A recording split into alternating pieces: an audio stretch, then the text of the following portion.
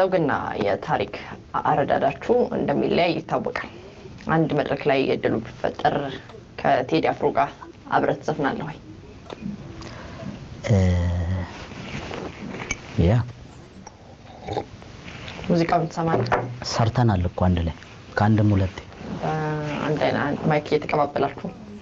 አንድ መድረክ ላይ ማለት እሱም አንተ ማይክ ይዛችሁ ተዘፍናለህ ወይ? የታሪክ አረዳዳችሁ እንደዛም ሲጀመር ነው አንተ በሌላ መንገድ ነው የታሪክ ዘውጉን የምትረዳው እሱም በሌላ መንገድ ነው ዘውጉን የሚረዳው የታሪክ አረዳዳችሁ የተለያየ ነው ሁለታችሁ ስለዚህ እድሉን ብታገኝ በአንድ መድረክ ላይ ትሰራለህ ወይ? በአንድ መድረክ ላይ ከአንድም ሁለቴ ሰርቻለሁ ለኢትዮጵያ ደራሲያን ማህበር ከ6 አመት በፊት አዲስ አበባ ኤግዚቢሽን ሰርተናል ይሄ ማለት አንቺ እንዳልሽው ያው እኔ በዘፈንኩበት ማይክ እሱም ዘፍኗል ማለት ነው ሲቀጥል ሚሊኒየም አዳራሽ ለሁለተኛ ጊዜ ዘፍነናል ያም በአንድ ማይክ ነው የዘፈነው ስለዚህ እድሉ ቢፈጠር ባይፈጠር የሚባል ነገር የለም ማለት ነው ተፈጥሮ ነበር ለማለት እንኳን ተለኩት እንደዛ ነበር አሊ ቢራና ማህሙድ እንደዘፈኑት ለማለት ፈልጌ አሊ ቢራና ማህሙድ እንደዘፈኑት እኔ በመረዳው መንገድ ከመጣ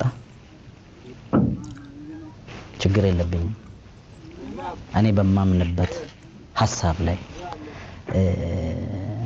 መስፈን ከፈለገ ደመኞች አይደለንም ሙዚቃውን ትሰማለህ እንኳን እሱ ሙዚቃ የማሊ ሙዚቃ ሰማለሁ ሙዚቃም እንጂ ገብቶኛል ከታሪክ አረዳዳችሁ መቃረንና መድላይት የተነሳ ማለት ነው ምናልባት እሱ የሚያነሳቸውን ሐሳቦች ለሱ ተውና ጥበባዊ ችሎታውን በዜማ ድርሰቱ ላይ ያመነበትን ሐሳብ ራሱ ሐሳቡን እኔ ባልቀበለውም የሚገልጽበት መንገድ ይሄ ማለት አጻጻፉ ግጥም አጻጻፉ እሱን አዳምጠዋል ያው የሙዚቃ ኃይል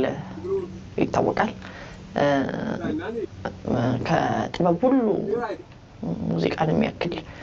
የለም ይላሉ በአብዛኞቹ ሰዎች ስለ ነፃነት ለመናገር ስለ ፍቅር ለመናገር ማህበረሰብን ለማቀራረብ ሀገርን ከሀገር ለማቀራረብ በቅርብ እንኳን እንደምናውቀው በኢትዮ ኤርትራ በርካታ ህዝቡን የሚያቀራርቡ ሙዚቃዎች እንደተሰሩ ይታወቃልና አንተም ይሄን ጥበብን ተጽዕኖ ፈጣሪነትን ተጠቅመህ ሀገርን የሚጠቅሙ ነገሮችን ለማድረግ ከዚህ በኋላ እቅዶች አሉ ወይ እንደ ሀገር በሌላ ቋንቋዎች ለመዝፈን ታስባለህ